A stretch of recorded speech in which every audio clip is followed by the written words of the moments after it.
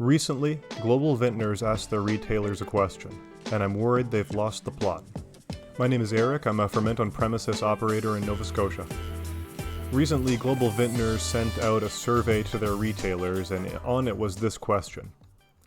How effective do you think a value-priced 15-bottle wine kit, half batch, would be in attracting new consumers as an easy entry point? So my natural reaction to this was to say, wow, this totally misses the point. This does not address any of the problems that we are actually facing. And after thinking about it for a while, I stand by that point. We have a serious marketing problem with reaching consumers who have never done home winemaking. We have a serious regulatory problem. Do we have a product innovation problem getting in between people and their first batch of on-premise wine? When you get into half batches, you make a small sacrifice and a big compromise. The small sacrifice is you're going to have to spend some money on new equipment. You're going to need some smaller carboys, and you're going to need some shorter siphons. There's no way around it. It's a pain in the butt otherwise. You need a little bit of equipment. The big compromise is that you're compromising your unique value proposition. This is going to cost more money per unit to you and therefore your customers, right? This is the same amount of labor for half of the final result, and this whole business is built on the savings. So that is going out the window to some degree as soon as you get into smaller batches. There is also some concern that you're going to attract the wrong kind of new customers. Do you really want to attract the kind of person who is worried about getting through 30 bottles of wine? Is that going to be the kind of person who is going to be a great lifetime value to your business? The way I see it, there are 3 reasons why a 15-bottle batch would be attractive to someone, but there's a better answer for all of these reasons.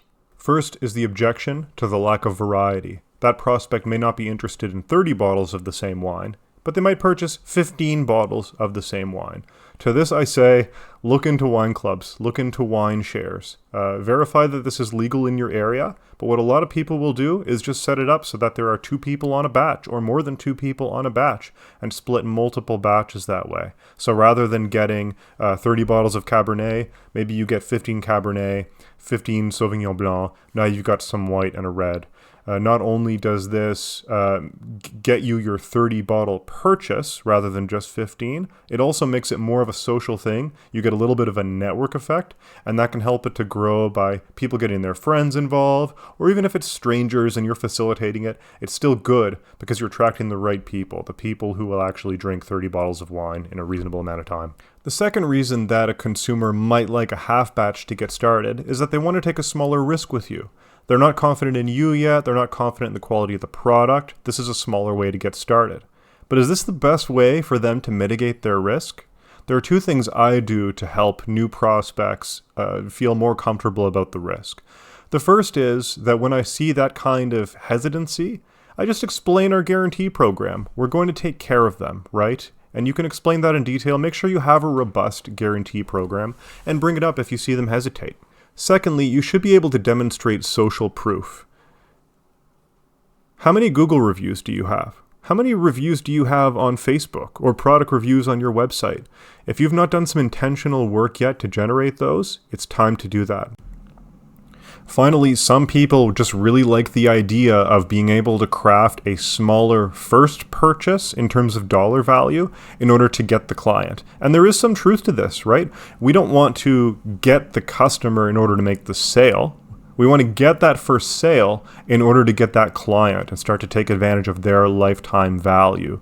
The problem is you're still going to attract the wrong people by selling them smaller batches, right? Again, we want the high volume drinkers or the people who are hosting and sharing and gifting the wine. So don't select for the wrong people by selling half batches. Instead, if this is the approach you want to take, discount the first batch. Now, some of us have played around with discounting or referrals and not seen a lot of success. I think this is usually because we do discounts in an arbitrary way.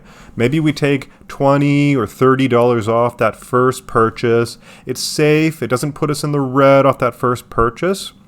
It's really not that effective, right? Anyone who did purchase rather at $20 or $30 off probably would have purchased at full price. We're talking maybe $1 off per bottle, right? It's just not that much of a game changer. Instead, you've got to look at aggressive discounts on that first purchase. $60, $80, $100. But these feel scary because often you're wiping out all of the profit on that first batch or even taking a loss. The answer here is just to have a good grip on your numbers. Look at the behavior of the new clients that you acquire. What percentage of the people who make a first wine with you make a second, make a third? Does it depend on whether they're making white or red? Dive into these numbers and understand the lifetime value. How many times are they purchasing with you per year? How much are they spending per visit? How many years do you keep people on average? When you start to look at these numbers, you'll be able to make an informed decision on how aggressively you can discount that first purchase so that it is profitable for you relatively quickly to get new clients this way. Hey, if you've made it this far in the video, subscribe for more content specifically for ferment on premises operators. Here's a little bonus piece. Does anyone remember Mi Vino from RJS? This was a line of half-batch kits that came out not that many years ago and was discontinued in 2020. So I don't know why Global thinks that they can succeed where RJS failed on this. Mi Vino was a complete disaster. 15-bottle batches. They had it set up encouraging people either you could do the half-batch or you could blend two varietals together and make your own unique blends, right? It just didn't work at all. There was absolutely no interest, and I don't understand why anyone thinks it would change now. Finally, if there's anyone from Global Vintners watching this, there are two things you could do with us to help grow this industry. The first is work with the legislators, help to loosen up some of these rules, these regulatory boundaries that make it hard for us to do business. If we could do sampling, that would be such a huge step forward. So we're relying on you as a major player in the Canadian wine industry to navigate that and to represent us. Secondly, help us bridge the major marketing gap here. And here's the gap. Most of the people consuming ferment on premises services today have the historical context of home winemaking. We need to figure out a way for the masses to get into ferment on premises without understanding wine kits, without understanding home winemaking. That's the piece to solve. Help us solve that.